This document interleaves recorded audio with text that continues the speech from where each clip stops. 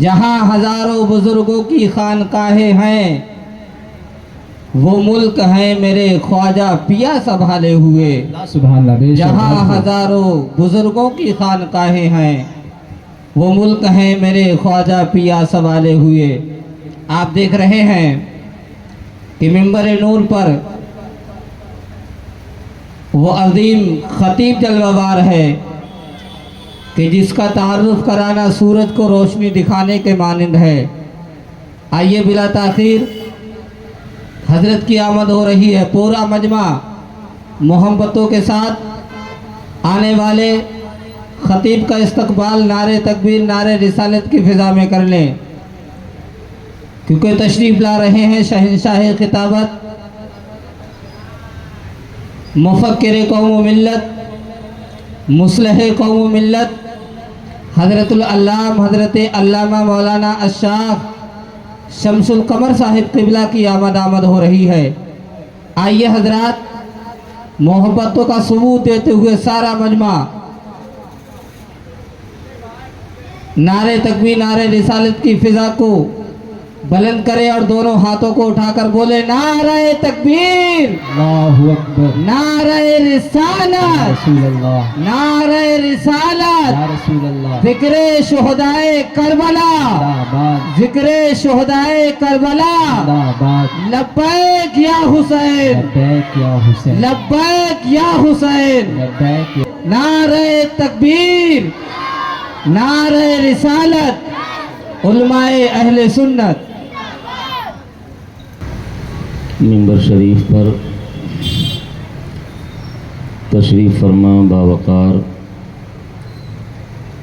علماء ملت اسلامیہ، سامنے تشریف فرما معزز محترم مکرم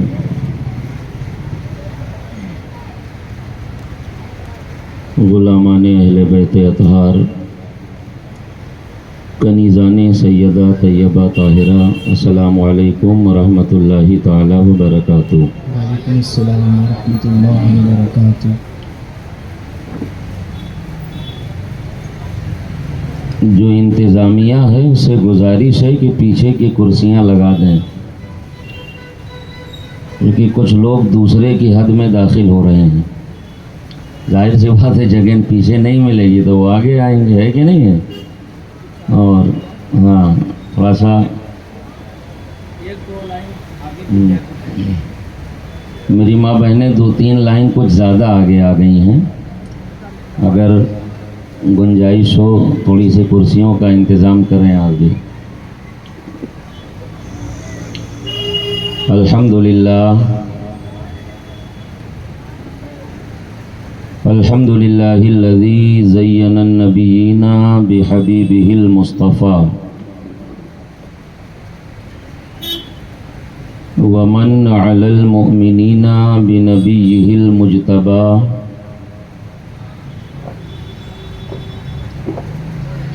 والصلاة والسلام علی سیدنا و مولانا محمد خیر الورا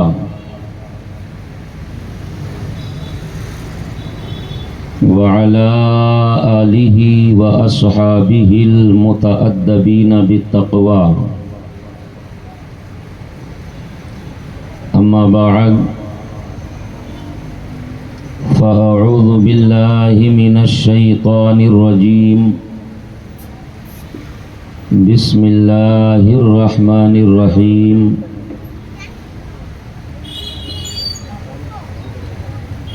ومن يطع الله والرسول فأولئك مع الذين أنعم الله عليهم من النبيين والصديقين والشهداء والصالحين وحسن أولئك رفيقا۔ آمنت باللہ صدق اللہ مولانا العظیم وصدق رسولہ النبی الامین المکین المتین الکریم، ونحن على ذلك لمن الشاہدین والشاکرین والحمد للہ رب العالمین۔ बारगाह रसालत में पूरी ज़िम्मेदारी, ईमानदारी, वफ़ादारी के साथ दरूद पाक पढ़ लें। अल्लाहुम्मा सल्लि अला सय्यदना व मौलाना मुहम्मदिन मअदनिल जूदी वल करम मंबइल इल्मी वल हिल्मी वल हिकमी व आलिहि व बारिक व सल्लिम। सल्लु अलैहि सलातन व सलामन अलैका या रसूल अल्लाह, सलातन व सलामन अलैका या हबीब अल्लाह, अलैका सलातु व सलाम। हजरात मोहतरम,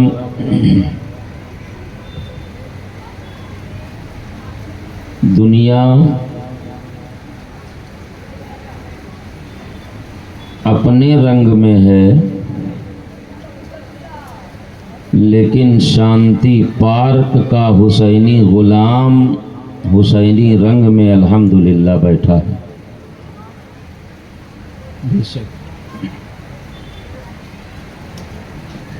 मौला हम सब की हाजिरी को दर्जे कबूलियत अता फरमाए।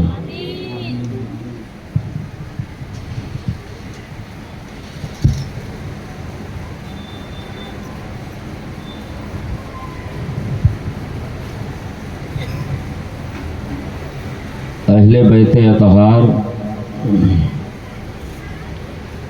और शुहदाई करबला की बारगाह में हम और आप अल्हम्दुलिल्लाह सुम्मा अल्हम्दुलिल्लाह आज 8वीं महफिल है और मुसलसल 8 रोज़ से अपने आका का जिक्र कर रहे हैं और पूरी दीवानगी के साथ सुन रहे हैं। और क्यों ना सुने, कहने वाले ने कहा है नवाब भाई कि टूटे हुए दिलों का सहारा हुसैन है। सुभान अल्लाह, सुभान अल्लाह। टूटे हुए दिलों का सहारा हुसैन है, डूबे जो ना फलक पे वो तारा हुसैन है। बेशक बेशक, सुभान अल्लाह। डूबे जो ना फलक पे वो तारा हुसैन है, और अहले खिरत समझ न सके क्या हुसैन है। अहले खिरत समझ न सके क्या हुसैन है, नाना के जिस्म पाक का टुकड़ा हुसैन है। सुभान अल्लाह, बेशक, सुभान अल्लाह, सुभान यकीन है तो जोर से कहो यार। सुभान अल्लाह, सुभान नाना के जिस्म पाक का टुकड़ा हुसैन है, जोर से कहो सुभान अल्लाह। सुभान इसलिए कि ये बात बिला दलील नहीं है, ये बात बड़ी मजबूत तरीन है। मैं जो भी बोलता हूँ अल्हम्दुलिल्लाह दलील के साथ बोलता हूँ, और जो बात दलील से मुज़य्यनो मुबरहन होती है वो बात कान में नहीं मैदान में कही जाती है कि नहीं है। और जो बात मैदान में कही जाती है उसकी हक्कानियत का सपोर्ट हर हुसैनी गुलाम को करना चाहिए। अहले खिरत समझ न सके क्या हुसैन है, नाना के जिस्म पाक का टुकड़ा हुसैन है। ये बात हम अपनी तरफ से नहीं कह रहे हैं, कोई आशिक अकीदत व मोहब्बत में नहीं कह रहा है, इश्क की मस्ती से सरशार होकर के नहीं कह रहा है, बल्कि अपनी आका के हदीस पाक का मफहूम बता रहा है। एक दिन हजरत सैयदतुना उम्मुल फजल मुस्तफ़ा की बारगाह में आई, सवेरे बिल्कुल परेशान थी। या रसूल अल्लाह, आज बड़ा परेशान कुन ख्वाब देखा है मैंने। या रसूल अल्लाह, जब से देखा है बड़ी बेचैनी है मेरे आका, एक लम्हे के लिए भी चैन नहीं पा रही हूँ। मेरे नबी ने पूछा चची बताओ तो आखिर देखा क्या है तुमने। या रसूल अल्लाह, इतना परेशान कुन ख्वाब देखा है कि बताने की हिम्मत नहीं पा रही हूँ। मेरे पैगंबर जब से देखा है बड़ी उलझन और परेशानी है। नबी ने पूछा बताओ तो सही, ख्वाब ख्वाब होता है, इसमें परेशान होने की जरूरत क्या है। तब सैयदतुना उम्मुल फजल ने कहा یا رسول اللہ میں نے خواب دیکھا ہے کہ آپ کے جسم پاک کا ٹکڑا الگ کیا گیا ہے۔ میرے پیغمبر میں اس لیے پریشان ہوں کہ آپ کے جسم کا حصہ الگ کیا گیا ہے۔ یا رسول اللہ میں اس لیے پریشان ہوں کہ آپ کے جسم کا ٹکڑا کاٹا گیا ہے۔ میرے پیغمبر ہماری ہزاروں جانیں آپ کی جان پر قربان، میرے آقا میرے ماں باپ کی جانیں آپ پر قربان۔ پیغمبر جب سے میں نے دیکھا ہے آپ کے جسم کا ٹکڑا الگ کیا گیا ہے، آپ کے جسم کا حصہ الگ کیا گیا ہے۔ پیغمبر نے کہا، پیغمبر فرماتے ہیں چچی پھر کیا ہوا؟ یا رسول اللہ وہ ٹکڑا کاٹ کر کے میری گود میں رکھ دیا گیا ہے۔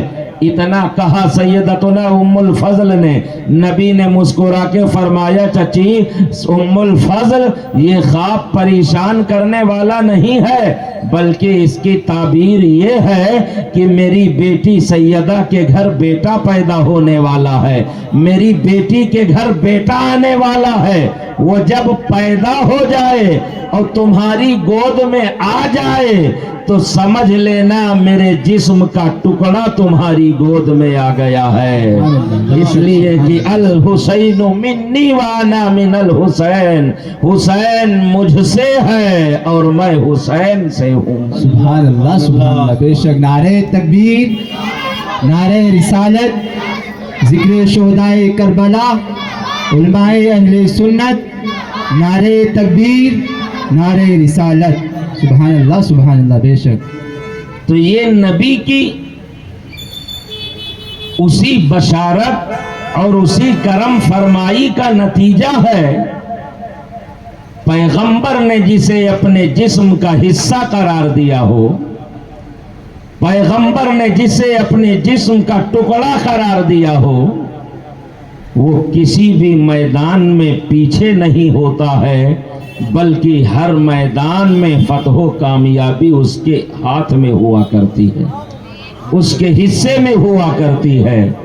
آپ ذرا تصور تو کیجئے، میدان کربلا میں بظاہر تو یہ لگتا ہے مظالم ڈھائے گئے ہیں آقا حسین کے اہل خانہ پر، ان کے جانثار ساتھیوں پر، لیکن اگر فتح و کامیابی، شکست و فتح کے حقیقت کو اگر سمجھنا ہے اور جیت اور ہار کے فلسفے پر اگر نگاہ ڈالی جائے تو زمانہ آج بھی پکار کر کے کہہ رہا ہے اور کربلا کا ذرہ ذرہ کہہ رہا ہے کہ خون تو گرا ہے کربلا کی زمین پر آقا حسین کا اور ان کے ساتھیوں کا، لیکن جیت حسینیوں کی ہی ہوئی ہے، اس لیے کہ مقصد میرے آقا کا بلند رہا ہے۔ تو کسی شاعر نے کہا ہے نا کہ بہادری کے قصیدے سنا کے آئے ہیں، کیا کہا؟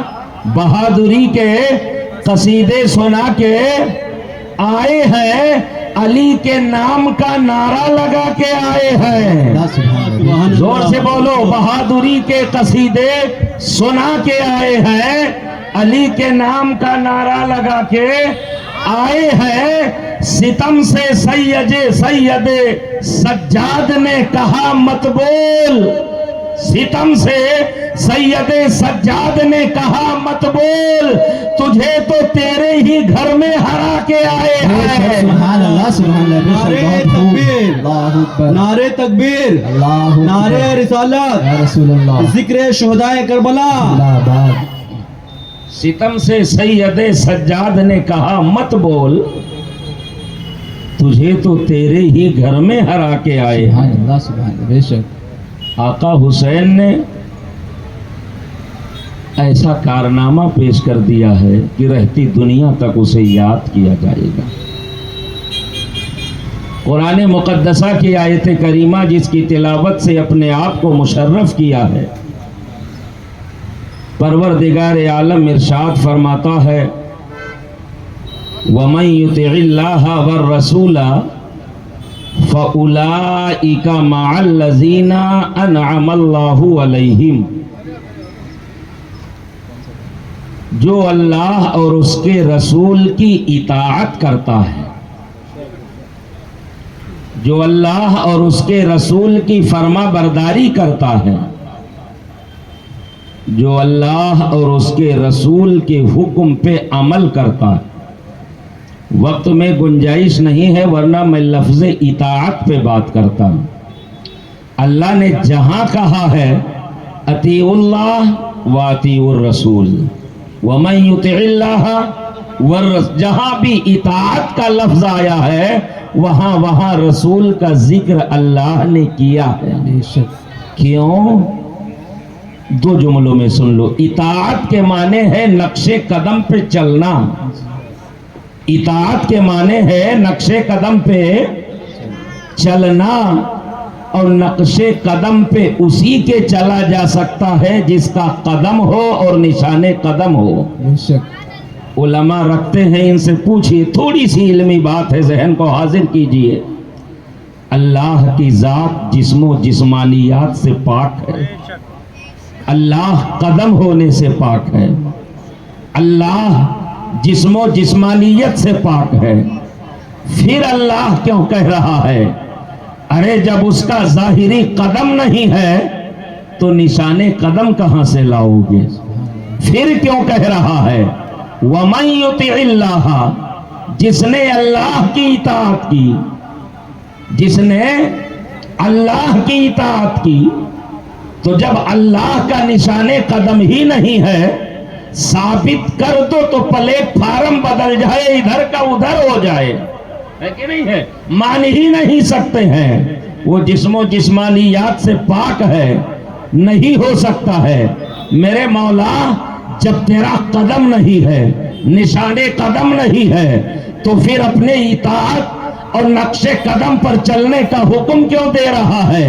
اللہ نے فرما دیا من یطع الرسول فقد اطاع اللہ، جس نے رسول کی اطاعت کر لی اس نے اللہ کی اطاعت کر لی۔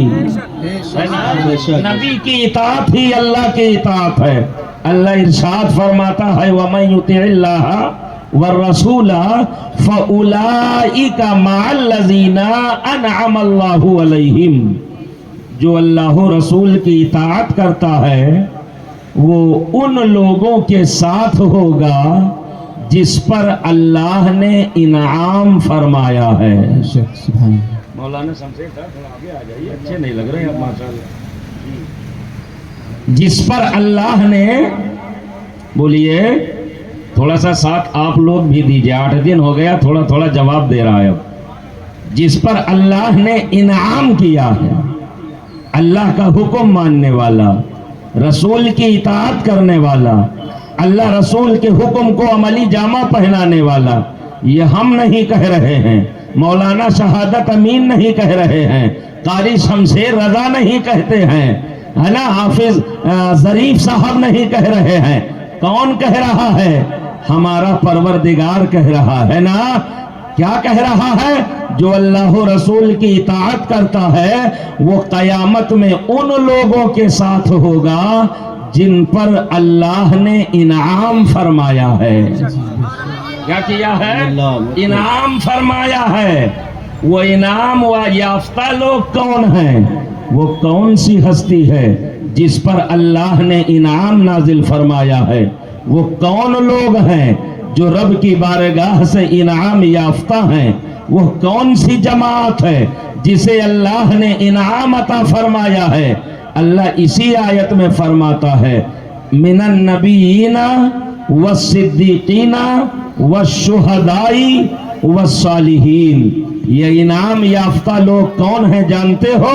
نبیوں کی جماعت ہے، صدیقوں کی جماعت ہے، شہداء کی جماعت ہے، صالحین کی جماعت ہے نا۔ اللہ نے ان پر انعام فرمایا ہے اور یہ انعام رب کی بارگاہ سے ملا ہے۔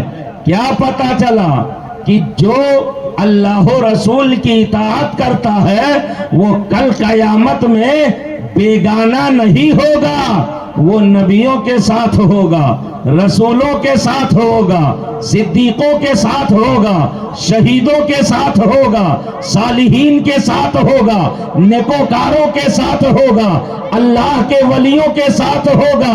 اور یہ جو مقام و مرتبہ ہے یہ ان کی اپنی طرف سے نہیں ہے بلکہ اپنے رب کی طرف سے دیا جانے والا انعام ہے۔ بے شک سبحان اللہ۔ رب کی طرف سے دیا جانے والا انعام ہے۔ پروردگار عالم نے انہیں نبوت انعام میں عطا کیا ہے، رسالت انعام میں عطا کیا ہے، صدیقیت انعام کے طور پہ عطا کیا ہے، شہادت بطور انعام عطا کیا ہے نا، ولایت بطور انعام عطا کیا ہے۔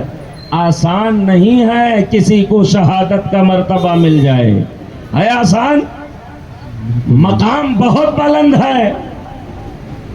ایک نظریے سے اگر دیکھا جائے تو بہت آسان ہے، ایک چھلانگ میں بندہ زمین کی پستی سے آسمان کی بلندی تک پہنچ جاتا ہے۔ پہنچ جاتا کہ نہیں پہنچ جاتا ہے؟ لیکن آسان نہیں ہے۔ یہ شہادت گہے الفت میں قدم رکھنا ہے۔ لوگ آسان سمجھتے ہیں مسلمان ہونا، ہے نا؟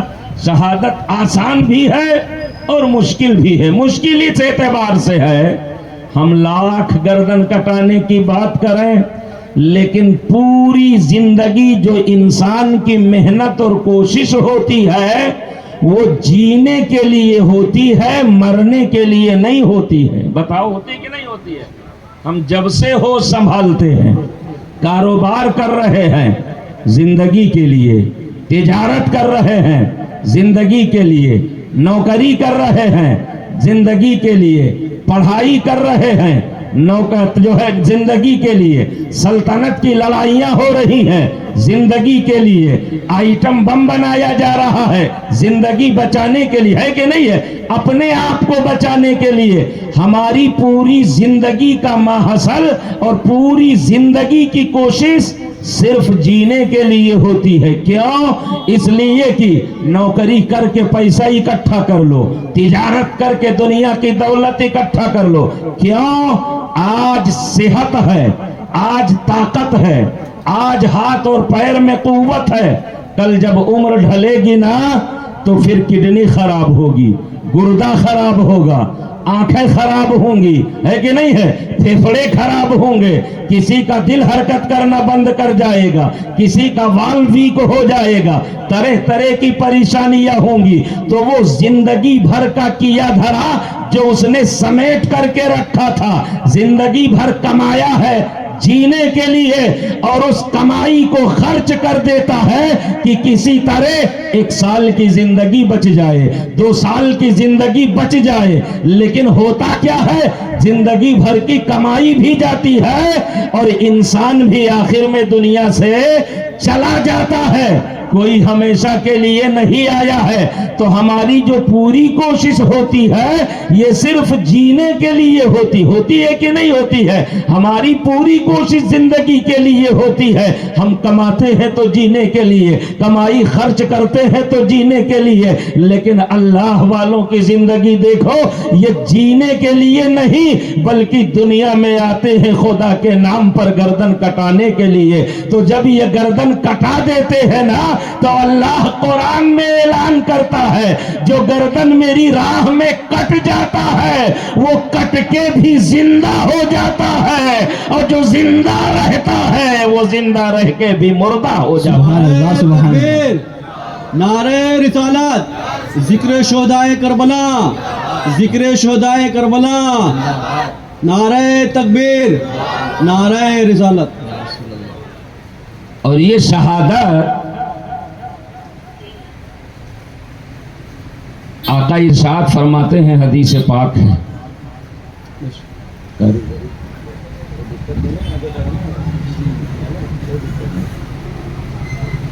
آقا فرماتے ہیں جنت بڑی خوبصورت ہے کہ نہیں ہے؟ بولو یار، سوچ رہے ہو کہ دیکھا نہیں تو کیسے کہہ دیں ہے؟ جس نبی کے کہے سے خدا کو ایک معنی ہے، اسی نبی کے کہے سے جنت کو خوبصورت مان لو، بے شک سبحان اللہ ہے نا؟ اور وہ اس لیے خوبصورت ہے کہ اس کے سردار ہمارے آقا حسن حسین ہیں، سبحان اللہ سبحان اللہ بے شک ہے کہ نہیں ہے؟ ہمارے گھر میں ہمارا بیٹا ہو تو ہمارا گھر ہمیں خوبصورت لگتا ہے، لگتا ہے کہ نہیں لگتا ہے؟ ہماری ماں ہو تو ہمارا گھر ہمیں خوبصورت لگتا ہے۔ وہ جنت کتنی خوبصورت ہوگی جس جنت میں نبی کا شہزادہ حسن حسین ہوگا اور حسن حسین کی ماں سیدہ طاہرہ طیبہ ہوں گی۔ سبحان اللہ بے شک سبحان اللہ بہت خوب سبحان اللہ۔ تو جنت خوبصورت ہے نا؟ اور آقا فرماتے ہیں جنتی جب جنت میں جائے گا بہاریں دیکھے گا، نعمتیں دیکھے گا، گلے گلزار دیکھے گا، شہد کی نہریں بہ رہی ہیں، دودھ کی نہریں بہ رہی ہیں، شراب کی نہریں بہ رہی ہیں، لیکن یہ دنیا کی شراب کی طرح وہاں کا شراب نہیں ہے۔ دنیا کی شراب تو آدمی کو بہکا دیتی ہے، اور وہاں کی شراب پینے کے بعد کوئی بہکے گا نہیں، وہ شرابن طہورا ہے، سبحان اللہ سبحان اللہ بے شک۔ ہوش ٹھکانے آ جائے گا، ہے نا؟ تو جب اس کی نعمتیں دیکھے گا نا، اور جنت کے تعلق سے تو پیغمبر نے یہاں تک کہا ہے دنیا میں پیاس لگی ہو، کتنا بھی بڑا پاورفل طاقتور کیوں نہ ہو، کتنا بڑا امیر کبیر کیوں نہ ہو، جس کے آگے پیچھے نوکر لگے ہوں، لیکن پیاس لگی ہے تو پانی مانگنا پڑے گا، ہے نا؟ پانی مانگنا پڑے گا تب نہ کوئی خادم لا کے دے گا۔ لیکن جنت میں پیغمبر فرماتے ہیں جنتی کو پیاس کا احساس ہوگا، وہ سوچے گا کہ اس کے سامنے پانی کا گلاس حاضر ہو جائے گا، سبحان اللہ بے شک سبحان اللہ۔ ہے نا؟ جس چیز کی تمنا کرے گا۔ تو جنت اتنی خوبصورت ہے، آقا فرماتے ہیں جب جنتی جنت میں جائے گا نا تو پھر دنیا کی ساری چیزیں بھول جائے گا، وہاں سے نکلنے کی خواہش اس کے دل میں نہیں آئے گی، بے شک سبحان اللہ ہے نا؟ اس کی خوبصورتی کو دیکھ کر کے، نعمتوں کو دیکھ کر کے، آرام کو دیکھ کر کے۔ لیکن پیغمبر فرماتے ہیں اللہ کا وہ بندہ جو مرتبہ شہادت پر فائز ہو کر کے جنت میں گیا ہے، یہ شہید جب جنت میں جائے گا نا، جنت دیکھے گا، در و دیوار دیکھے گا، گلے گلزار کو دیکھے گا، جنت کے باغات کو دیکھے گا، نعمتوں کا مشاہدہ کرے گا۔ رب پوچھے گا میرے بندے میری راہ میں میری رضا کے لیے گردن کٹا دی ہے، جسم پر بھالے اور برچی کھا کر کے مرتبہ شہادت حاصل کیا ہے، میرے جنت میں پہنچ گیا، جنت کے در و دیوار کو دیکھ لیا، میرے جنت میں ٹہل کے دیکھ لے، میرے جنت میں کوئی کمی تو نہیں ہے، تیرا جی لگ رہا ہے میرے جنت میں؟ آقا فرماتے ہیں تب وہ شہید کہے گا پروردگار تیرے جنت کے نعمتوں کو دیکھ لیا، جنت کے باغ و بہار کو دیکھ لیا، جنت کے گلے گلزار کو دیکھ لیا، جنت کی دیواروں کو دیکھ لیا، جنت کی نعمتوں کو دیکھ لیا اور ان نعمتوں کا مزہ چکھ لیا، لیکن اے پروردگار تیرے جنت میں ایک چیز کی کمی ہے، بندے کیا کمی رہ گئی میرے جنت میں؟ تب وہ شہید کہے گا مولا وہ لذت جو دشمن کے تلوار کے نیچے تیری راہ میں کٹنے میں ملی تھی وہ تیری جنت میں نہیں ہے۔ آقا فرماتے ہیں شہید تمنا کرے گا میرے مولا اگر تو 10 مرتبہ مجھے دنیا میں زندگی دے دے تو 10 مرتبہ تیری راہ میں گردن کٹا کر کے مرتبہ شہادت پر فائز ہو نعرہ جاؤں۔ تکبیر، نعرہ رسالت، ذکر شہدائے کربلا، ذکر شہدائے کربلا، علماء اہل سنت، نعرہ تکبیر، نعرہ رسالت، سبحان اللہ سبحان اللہ بے شک۔ جو مزہ انہیں ملتا ہے کٹنے میں نا وہ ہمیں اور آپ کو بظاہر تو یہ لگتا ہے جسم چھلنی ہو رہا ہے، تیر اور تلواروں کا نشانہ بنایا جا رہا ہے. بڑی تکلیف ہوتی ہوگی، لیکن پیغمبر فرماتے ہیں، حدیث پاک سنو، الشہید لا یجد علم القتل الا کما یجد احدکم علم القرصہ. شہید کو خدا کی بارگاہ میں جب وہ کٹتا ہے تو اس کے کٹنے کی صرف اتنی ہی تکلیف کا احساس ہوتا ہے جتنی تکلیف کا احساس تمہیں کوئی چٹکی کاٹے تو ہوتا ہے. کتنا احساس ہوتا ہے؟ کوئی چٹکی کاٹ لے تو جتنا احساس تمہیں ہوتا ہے، خدا کی بارگاہ میں گردن کٹ جاتی ہے لیکن احساس چٹکی کاٹنے کے برابر ہوتا ہے. کوئی دنیا کا عقل والا کہہ سکتا ہے مولانا صاحب ایسا کیسے ہو سکتا ہے؟ نگاہ دیکھ رہی ہے، گردن کٹ چکی ہے، لاش تڑپ تڑپ کے ٹھنڈی پڑ چکی ہے، رگیں نیلی پڑ چکی ہیں، جسم کا آخری قطرہ جو ہے خون کا آخری قطرہ جسم سے بہہ چکا ہے، تیروں کے نشانات ہیں، تلواروں سے جسم کو گھائل کیا گیا ہے، جسم پر گھوڑے دوڑائے جا چکے ہیں، جسم کے حصے کو الگ کیا گیا ہے، جسم کے پرخچے اڑا دیے گئے ہیں. یہاں ذرا سا خراش لگ جاتی ہے تو درد کے مارے ہمارے منہ سے بے ساختہ آہ کی آواز نکل جاتی ہے. کبھی طبیعت خراب ہو جائے، ڈاکٹر انجیکشن لگاتا ہے، تب بھی تکلیف کا احساس ہوتا ہے. عقل کہہ رہی ہے، آنکھ تو یہ دیکھ رہی ہے جسم کے ٹکڑے کر دیے گئے ہیں، گردن کاٹ دی گئی ہے، گھوڑے دوڑا دیے گئے ہیں، لیکن آپ کہہ رہے ہو کہ کٹنے والے کو تکلیف کا احساس نہیں ہوتا ہے. تو ہم کہیں گے اے اللہ کے بندو، آقا حسین کے چاہنے والوں، یہ مولانا اپنے گھر کی بات نہیں کر رہا ہے، یہ تو غیب دا پیغمبر نے کہا ہے کہ کٹنے والے کو تکلیف کا احساس نہیں ہوتا ہے. تو زمانہ کہے گا کیا تمہارے پاس پریکٹیکل کے لیے کوئی چیز موجود ہے؟ تو ہم کہیں گے ہاں، اٹھاؤ اللہ کا قرآن، کھولو سورہ یوسف. حضرت یوسف کے حسن میں جب زلیخا گرفتار ہو گئی تھی نا، یوسف پر فریفتہ ہو گئی تھی نا، یوسف خریدے ہوئے غلام تھے، زلیخا شہزادی تھی، بادشاہ کے محل میں رہنے والی تھی نا، اور جب یوسف کے حسن میں زلیخا گرفتار ہو گئی تھی تو بادشاہ زادیوں نے آ کر کے کہا تھا، زلیخا تجھے کوئی شہزادہ نہیں ملا، یہ غلام کے حسن میں تو گرفتار ہو گئی ہے.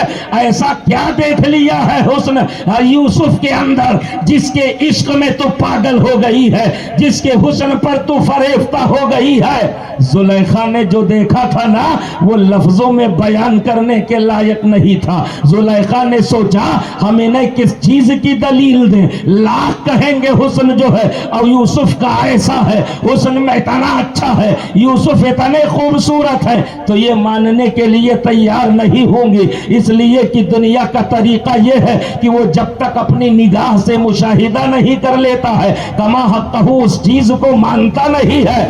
تو حضرت یوسف کو منوانے کے لیے اور ان کے حسن کو دکھانے کے لیے نا زلیخا نے ایک ترکیب نکالی. کہا ٹھیک ہے کل تم لوگوں کی ہمارے یہاں دعوت ہے، دعوت پہ بلایا، دسترخوان لگا دیا اور حضرت یوسف سے کہا جب میں کہوں تو اپنے رخ زیبا کو لے کر کے، اپنی نورانی صورت کو لے کر کے، اپنے اس مقدس چہرے کو لے کر کے میرے گھر جو دعوت پہ آ رہی ہے نا، یہ بادشاہ زادیاں ہیں، یہ شہزادیاں ہیں، یہ تانے دے رہی ہے، بس ان کے سامنے سے نکل جانا، آپ کو کچھ کرنا نہیں ہے، اپنے حسن کا مشاہدہ کرا دینا، اپنے خوبصورتی کا دیدار کرا دینا. حضرت زلیخا نے دسترخوان لگایا اور لگانے کے بعد کھانا چن دیا گیا. ان کے के हाथ में एक एक फल या लेमू दे दिया और एक एक छुरी दे दी कि तुम सबको इसे काटना है। इधर हजरत यूसुफ से कहा अपने रुखे ज़ेबा को लेकर के इनके सामने से गुजर जाइए। अल्लाह का कुरान कह रहा है कि जब हजरत यूसुफ उनके सामने से गुजरे हैं ना, और यूसुफ के रुखे जमाल पर जब उन शहजादियों की निगाह पड़ी है ना, तो उनके हवास बाख्ता रह गए हैं, अपने आप का होश नहीं रहा है। अल्लाह का कुरान कह रहा है वक़त्ताना अयदियहुन्ना वक़ुलना हाशा लिल्लाहि मा हाज़ा बशरा। निगाह यूसुफ के चेहरे पर थी, छुरी उनकी उंगलियों पर चल रही थी, मगर कटने का एहसास नहीं हुआ। अल्लाह का कुरान कह रहा है उंगली कट रही थी। अगर तकलीफ का एहसास होता ना तो कहती हाय मेरी उंगली कट गई, हाय मेरा हाथ कट गया। लेकिन अल्लाह का कुरान कह रहा है छुरी चल रही थी, उंगली कट रही थी, खून बह रहा था, जख्म लग रहा था, लेकिन जबान से बेसाख्ता निकला था। ये इंसान नहीं है, ये तो कोई फरिश्ता है। ये अल्लाह के बंदो जरा सोचो तो सही, जिस नबी के सदक़े में हजरत यूसुफ को हुस्न मिला हो, जिस नबी के सदक़े में हजरत यूसुफ को खूबसूरती मिली हो, जिस नबी के सदक़े में हजरत यूसुफ को जमालो कमाल मिला हो। अरे जब यूसुफ के हुस्न का हाल ये है कि जमाना देख ले, जिस्म कट जाए तकलीफ का एहसास नहीं होता है। जो मुस्तफा के जमाले जहां आरा का गिरवीदा हो, जिसने नबी का चेहरा ज़ेबा देखा हो, जिसने नबी के रुखे वद्दुहा को देखा हो, फिर उस नबी के हुस्न का असर क्या होगा। यहाँ उंगली कटती है एहसास नहीं होता है, वहां गर्दन कटती है एहसास नहीं होता है। तब बरेली के कलंदर ने कलम उठा के कहा था उसने यूसुफ पे कटी, मिस्र में अंगुष्टे जना, सर कटाते हैं तेरे नाम पे मर्दा। बेशक नारे तकबीर, नारे रिसालत, जिक्र शुहदाए करबला, जिक्र शुहदाए करबला, मुफ्ती शमसुल कमर साहब किबला, नारे तकबीर, नारे रिसालत। सर कटाते हैं तेरे नाम पे मर्दाने अरब, यहाँ उंगली कट रही है तकलीफ का एहसास नहीं होता है, वहाँ गर्दन कट रही है तकलीफ का एहसास नहीं होता। आका हुसैन पैदा हुए,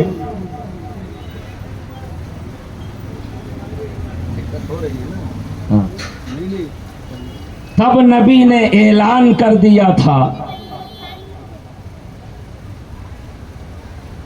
कि इस मेरे शहजादे को करबला में शहीद कर दिया जाएगा, है ना। नबी ने ऐलान कर दिया था।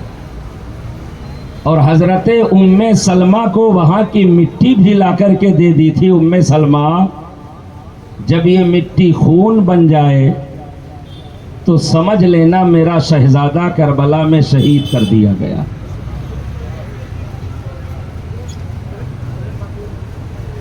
और हुआ यही, जिस खबर के ताल्लुक से पैगंबर कह दें वो खबर यकीनी होती है कि नहीं होती है। दुनिया का निज़ाम बदल सकता है, पैगंबर की ज़बान से निकले हुए जुमले नहीं बदल सकते, पैगंबर का फरमान नहीं बदल सकता है। नबी ने कह दिया था ऐसा होना है ना। लेकिन ये भी याद रखिए, जब नबी ने कहा था ना तो सैयदा फातिमा भी थी, मौला अली भी थे, आका हसन भी थे, अहले बैते अतहार के और तमाम सारे नफूसे कुदसिया थे। लेकिन किसी ने ये नहीं कहा या रसूल अल्लाह आप तो अल्लाह के नबी हैं, सबसे महबूब पैगंबर हैं, नबियों के नबी हैं, रसूलों के इमाम हैं, मेरे पैगंबर आपकी ज़बान नबूवत से निकली हुई बात आपका रब टालता नहीं है। जब आपको खबर है मेरे शहजादे को करबला में शहीद कर दिया जाएगा, पैगंबर दुआ कर दीजिए, आप दुआ कर दोगे तो अल्लाह इस मुसीबत को टाल देगा, है कि नहीं है। न फातिमा ने दुआ की, न मुस्तफ़ा ने दुआ की, वरना हुसैन की माँ ही तो ऐसी मुस्तजाबुत दावत थी, दुआ कर दे तो जन्नत से जोड़ा आ जाए, है ना, दुआ कर दे तो जन्नत से खाना आ जाए। और फातिमा के दस्तरखान पर नबी के साथ सहाबा बैठ करके जन्नत का खाना खाएं, अगर वो दुआ करती तो क्या यह सानिहा टलता नहीं? बिल्कुल टल जाता। लेकिन नबी की भी मर्जी थी, फातिमा की भी मर्जी थी, अली की भी मर्जी थी, इसलिए कि खरे खोटे की पहचान उस वक्त तक नहीं हो पाती है जब तक उसे परखा ना जाए, जब तक उसे आजमाया ना जाए, जब तक उसे देखा ना जाए, है ना। नबी भी चाहते थे कि खरे खोटे की पहचान हो और जमाना देख ले कि अगर नबी ने जन्नती जवानों का सरदार बनाया है तो इस सरदारी का हक करबला के मैदान में हुसैन ने अदा करके दिखाया है। जो खबर यकीनी होती है उसके असबाब भी पैदा हो जाते हैं। हुआ ये कि सन 60 हिजरी में जब अमीर मुआविया का विसाल हुआ ना, तो दारुल इमारत कहाँ था? कूफा। ये मौलाए कायनात ही मदीने से उठा के कूफा लेके चले गए। यजीद वही था। उसने सोचा इससे पहले कि हजरत अमीर मुआविया की विसाल की खबर लोगों तक पहुंचे, जो मदीने का गवर्नर था वलीद बिन अकबा, उसको खत लिखा और अपने कासिद को भेजा खामोशी से, जल्दी से जाओ और गवर्नर मदीना से कह दो। 3 लोगों के ताल्लुक से उसे तशवीश थी कि अगर इन्होंने खिलाफत का दावा कर दिया तो मामला मेरे हाथ से निकल जाएगा। क्योंकि उस वक्त भी ये मवाफिक नहीं थे जब उसे जानशीन और वली अहद बनाया गया था। वो हजरत आका हुसैन थे, अब्दुल्ला इब्न उमर और अब्दुल्ला इब्न जुबैर। ये 3 हस्तियां ऐसी थीं कि अगर इराक में ये खड़े होकर के खिलाफत की बात करेंगे तो लोग इनके साथ हो जाएंगे, हिजाज में अगर खड़े होकर के ये खिलाफत की बात करेंगे तो मामला मेरे हाथ से निकल जाएगा। तो उसने कहा इन तीनों को बुलाओ, अमीर माविया के विसाल की खबर दो और खबर देने के बाद इनसे कहो कि मेरे नाम की बयात कर ले तुम्हारे हाथ में। अगर बयात करते हैं तो ठीक है, इन्हें मजबूर करो बयात करने पर और किसी तरह हमारी बयात के लिए इन्हें आमादा करो। ठीक है। खत पहुंचा। कासिद हजरत इमाम हुसैन को और अब्दुल्ला इब्न जुबैर ये दोनों मस्जिद नबवी में थे। कासिद पहुंचा, कहा आपको गवर्नर मदीना बुला रहे हैं। आपस में बातें करने लगे, यार ये रात का वक्त है और इस वक्त में मदीने का गवर्नर किसी से मिलता नहीं है। भाई ऑफिस का काम दिन का होता है, कार्यालय दिन में खुला रहता है ना, कि दफ्तर रात में भी खुलता है इमरजेंसी छोड़ के, है क्या नहीं है। अब गवर्नर है, ये रात के वक्त हमें क्यों बुला रहा है। आका हुसैन की फिरासत ने कहा कि हो ना हो इब्ने जुबैर, मुझे लगता है कि अमीर मुआविया का विसाल हो गया है और उनकी बयात के लिए ही गवर्नर मदीना हमें तलब कर रहा है। ये खदशा जाहिर किया आका हुसैन ने। इब्ने जुबैर ने कहा फिर क्या करना चाहिए। तो आका हुसैन ने कहा मैं अपने चंद साथियों को चूंकि बुलाया है तो जाना चाहिए, अपने चंद साथियों को लेकर के मैं जाता हूं और उन्हें बाहर छोड़ दूंगा। अगर हालात साजगार रहे तो कोई बात नहीं है, और अगर हालात बिगड़े तो आवाज देकर के उन्हें अंदर बुला लूंगा। आका हुसैन रात की तारीकी में गए, वलीद बिन अकबा के पास सलाम कलाम हुआ। बगल में मरवान बैठा था जो उसका नायब था, वो भी बैठा था। आका हुसैन से उसने कहा हजरत अमीर माविया का विसाल हो गया है और यजीद के नाम पर बयात करने के लिए ये उसका ख़त आया है जिसके लिए मैंने आपको तलब किया है।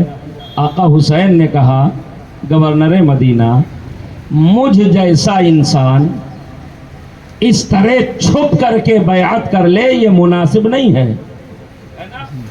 हम ही से तो खदशा था और मुझ जैसा इंसान छुप करके बयात करे ये मुनासिब नहीं है। آپ لوگوں کو جمع کیجئے، علل اعلان بیعت کا مطالبہ کیجئے، سب لوگ بیعت کریں گے، آپ مطالبہ کیجئے، پھر ہم بھی دیکھیں گے کیا ہوتا ہے۔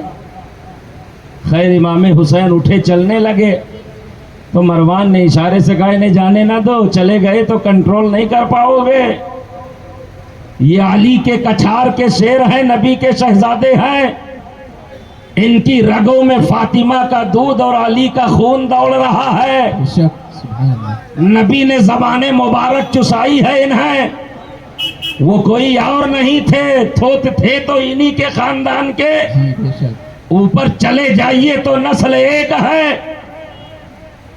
اور ان کی بہادری اور جمع مردی کو جنگوں میں دیکھ چکے تھے۔ تو مروان نے کہا انہیں جانے نہ دو، لیکن ولید بن عقبہ نے کہا تو کیسی بات کرتا ہے، صرف اس بنیاد پر کہ یزید کی بیعت قبول نہیں کر رہے ہیں، کیا ان کے خون سے رنگین کر کے میں اپنی عاقبت برباد کر لوں؟ خیر آقا حسین اٹھ کے چلے گئے، مروان نے کہا تم نے بڑا اچھا موقع کھو دیا۔ پھر سویرے بلایا گیا، عبداللہ ابن زبیر تو اگلے دن ٹال مٹول کرتے رہے اور موقع نکال کر کے مدینے سے مکہ چلے گئے۔ نبی کو پھر بلایا گیا، نبی نے کہا چلیے اب شام ہو گئی ہے، کل دیکھتے ہیں ملاقات کرتے ہیں۔ حضرت امام حسین کو بلایا گیا، نبی کے شہزادے کو، اور ادھر رات کی تاریکی میں حضرت امام حسین نے اپنے اہل خانہ کو یہاں سے رخصت ہونے کا اور مدینہ چھوڑنے کا فیصلہ کر لیا۔ گھر والوں سے کہا کہ تم تیاری کرو، آج رات میں ہمیں مدینہ چھوڑ دینا۔ آپ ذرا تصور کیجئے، مدینے کی ایک لمحے کی زندگی کے لیے ہم اپنی پوری زندگی قربان کرنے کے لیے تیار ہیں۔ بے شک ہر آدمی چاہتا ہے یا رسول اللہ ایک لمحے کے لیے صحیح لیکن اپنے شہر میں رہنے کا موقع عطا فرما دیجئے، بے شک ہے نا۔ اور حاجی جب حج کرنے جاتا ہے یا عمرہ کرنے جاتا ہے اور جب مدینہ سے اس کی جدائی اور رخصتی ہوتی ہے نا تو ایسے بلک بلک کر کے روتا ہے جیسے ایک بچے کو اس کی ماں سے جدا کیا جا رہا ہے۔ جی بے شک اور یہ عشق کی بنیاد پر ہوتا ہے، محبت کی بنیاد پر ہوتا ہے کہ نہیں ہے؟ جس کا عشق جتنا مضبوط ہوگا اس کو جدائی کے وقت اتنی ہی تکلیف ہوگی۔ تو جب ہم 10 دن کے لیے جاتے ہیں، 8 دن کے لیے جاتے ہیں، 7 دن کے لیے جاتے ہیں اور جب جدا ہونے لگتے ہیں تو تکلیف کا احساس اس قدر ہوتا ہے، ایسے بلکتے ہیں جیسے بچے کو اس کے ماں سے جدا کر دیا گیا ہو۔ لیکن جب آقا حسین مدینہ چھوڑ رہے ہوں گے، یہ وہی مدینہ ہے جہاں حسین پیدا ہوئے ہیں، یہ وہی مدینہ ہے جہاں جس گلیوں میں حسین کھیلتے رہے ہیں، یہ وہی مدینہ ہے جس مدینے میں حسین پلے بڑھے ہیں، یہ وہی مدینہ ہے جس مدینے میں حسین مدینے کی گلیوں میں نبی کے گود میں کھیلتے رہے ہیں، یہ وہی مدینہ ہے جس مدینے کی گلیوں میں مصطفیٰ کے کاندھے پر سوار ہو کر کے آقا حسین چلتے رہے ہیں، یہ وہی مدینہ ہے جس مدینے کے مسجد نبوی کے اندر حسین اپنے نانا کے پیٹھ پر حالت سجدہ میں سوار ہو جاتے تھے تو مصطفیٰ سجدے کو بلند کر دیا کرتے تھے۔ کتنی یادیں وابستہ ہیں آقا حسین کی مدینے سے، جس کی زندگی مدینے میں گزری ہو، جس کا بچپنا مدینے میں گزرا ہو، جس کی شیر خارگی کی ایام رضاعت مدینے میں گزری ہو، وہ تمام ساری زندگی کے دن مدینے سے وابستہ ہے۔ اگر اس کا مدینہ چھوٹ رہا ہوگا تو اسے کتنی تکلیف ہوئی ہوگی۔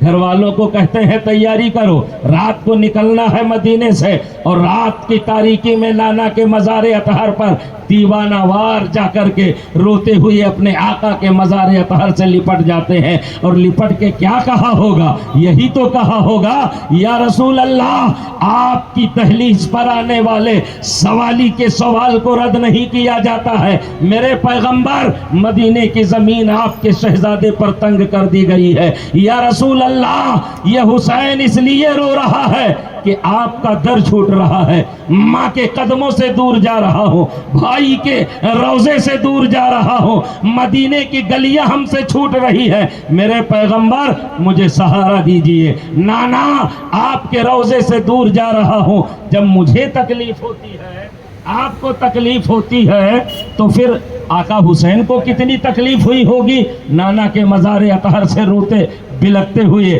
آخری سلام پیش کیا اور پھر اپنی ماں سیدہ طیبہ فاطمۃ الزہرا کے مزار اطہر پہ آئے. اماں جان اپنے بیٹے کا آخری سلام قبول کر لو. میری ماں آپ رسول کائنات کی شہزادی ہو. کل تک جب میں روتا تھا تو جنت سے جوڑے میرے لیے منگا دیا کرتی تھی, جنت سے کھانا منگا دیا کرتی تھی. میری ماں اب آپ کا حسین ہمیشہ کے لیے آپ کے قدموں سے دور جا رہا ہے, اپنے بیٹے کا آخری سلام قبول کر لو. بڑے رقت بھرے انداز میں آقا حسین نے اپنے ماں کی بارگاہ میں آخری سلام پیش کیا. بھیا حسن کے مزار اطہر پہ گئے, وہاں بھی سلام پیش کیا, اور اس کے بعد اپنے پیارے ماموں جو ان کی زندگی کا فدیہ بن گئے تھے. واقعہ آپ کی نظروں میں ہے, پیغمبر بیٹھے ہوئے تھے, ایک پیر پر حضرت ابراہیم نبی کے شہزادے بیٹھے ہیں, دوسری ران پر آقا حسین بیٹھے ہیں. فرشتے نے آ کر کے کہا تھا یا رسول اللہ کیا آپ دونوں کو پیار کرتے ہیں؟ ہاں میں دونوں کو پیار کرتا ہوں. تب کہا تھا اللہ کا حکم یہ ہے, رب کا فیصلہ یہ ہے کہ یہ دونوں آپ کے پاس نہیں رہ سکتے ہیں, ان میں سے ایک کو لینا ہوگا. ایک کو رب چاہتا ہے کہ اسے واپس کر دیا جائے, فیصلہ آپ کے حوالے ہے. آپ جسے چاہیں اسے رکھ لیں, جسے چاہیں واپس کر دیں. تب میرے نبی نے سوچا تھا اور کہا تھا اے فرشتے اگر میں حسین کو واپس کرتا ہوں تو مجھے بھی تکلیف ہوگی, میری بیٹی فاطمہ کو بھی تکلیف ہوگی, علی کو بھی تکلیف ہوگی. مجھے اپنی تکلیف تو گوارا ہے لیکن سیدہ کی تکلیف گوارا نہیں ہے, حسن کی تکلیف گوارا نہیں ہے, علی کی تکلیف گوارا نہیں ہے. اور اگر اپنے بیٹے کو واپس کرتا ہوں تو مجھے اکیلے تکلیف ہوگی. تب نبی نے کہا تھا کہہ دو میرے رب سے میں نے حسین کو رکھ لیا ہے, ابراہیم کو واپس کر دیا ہے. حضرت ابراہیم حسین کی جان کے فدیہ بن گئے تھے. اللہ نے حضرت ابراہیم کو اٹھا لیا تھا. آقا حسین اپنے ماموں جان کے مزار اطہر پر کھڑے ہیں. ماموں جان کل آپ میری جان کا فدیہ بن گئے تھے, آج میں کربلا میں دین بچانے کے لیے اپنی جان کی قربانی دینے کے لیے جا رہا ہوں. میرا آخری سلام قبول کیجئے. تمام سارے جنت البقیع کے مزارات کو آخری سلام پیش کر کے آقا حسین مکہ المکرمہ اپنے پورے گھر کے ساتھ تشریف لے کر کے آ جاتے ہیں, مکے میں پناہ گزی ہو جاتے ہیں. اور ادھر آقا حسین جب مکہ پہنچ گئے نا تو چونکہ خبریں آتی جاتی رہتی تھی, کوفہ کے سارے لوگ یزید کے حمایتی نہیں تھے, چونکہ کوفہ حضرت علی کا دارالامارت تھا. حضرت علی نے دارالامارت کوفے کو بنایا تھا. کوفے میں مولائے کائنات کے ماننے والے بہت سارے لوگ تھے.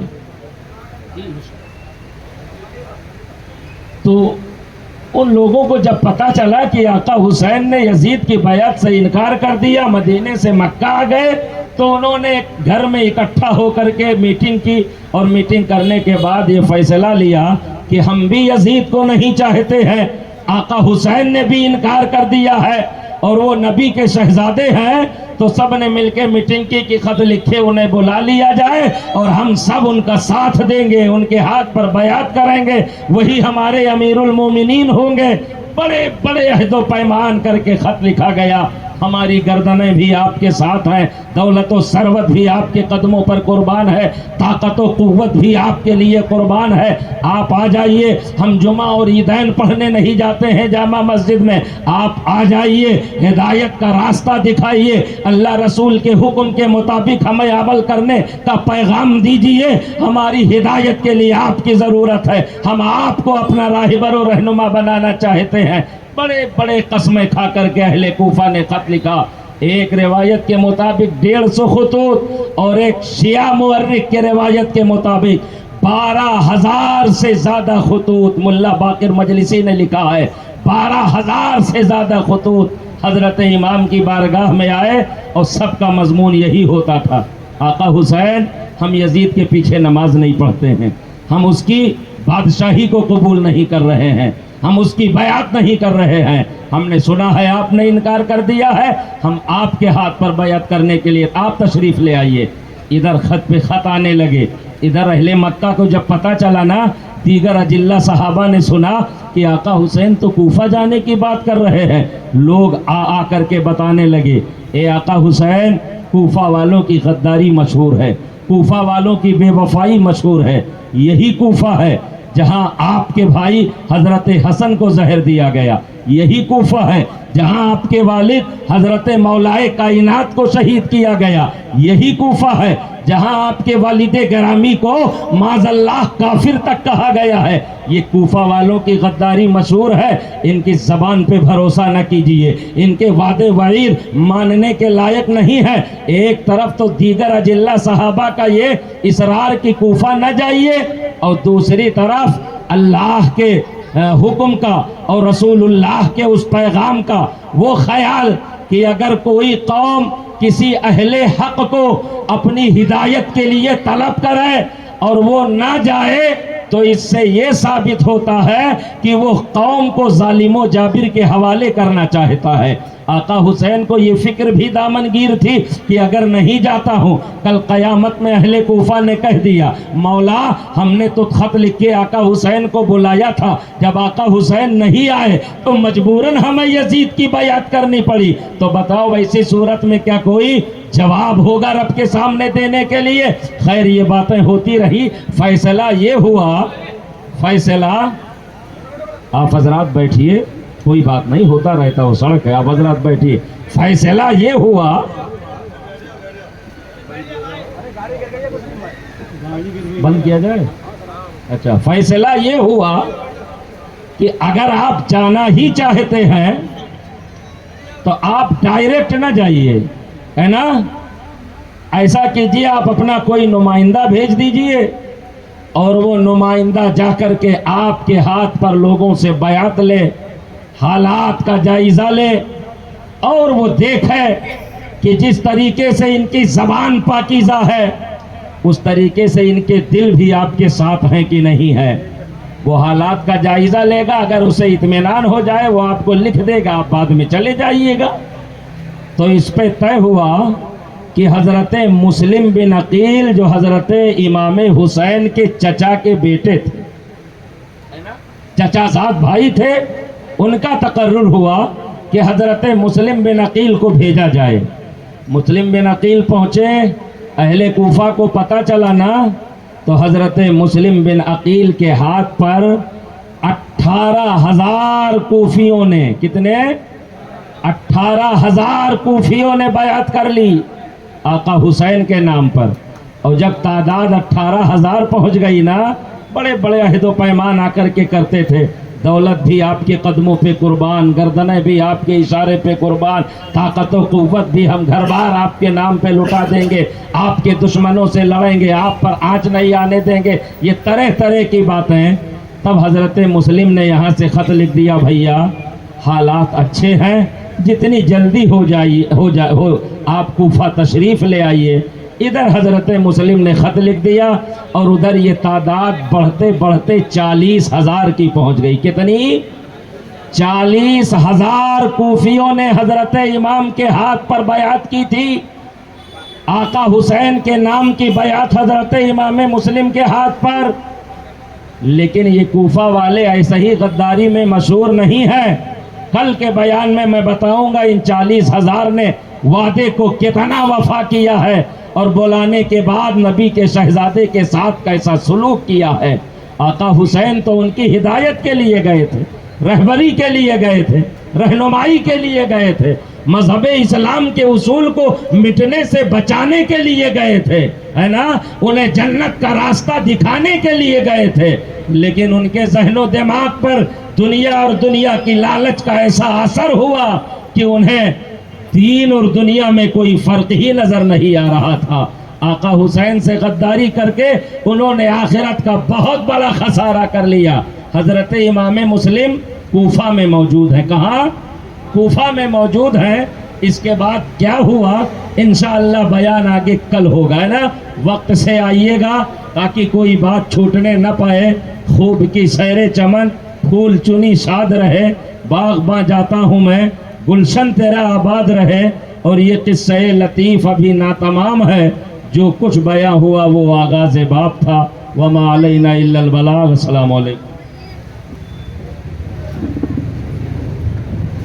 میرے